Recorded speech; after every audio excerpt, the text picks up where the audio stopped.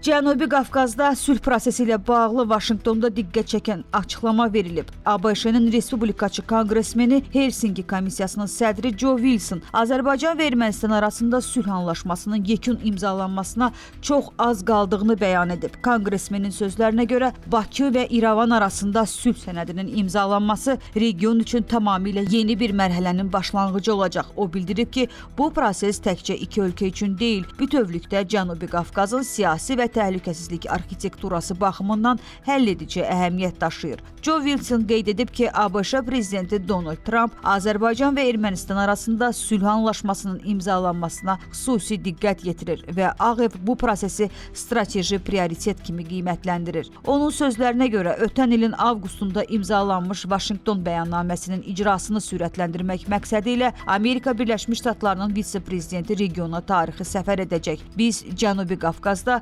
tarixi bir mərhələdəyik. Bu uzaqgörənliyə və siyasi cəsarətə görə Azərbaycan prezidentinə və Ermənistanın baş nazirinə təşəkkür edirəm deyə konqresmen vurğulayıb.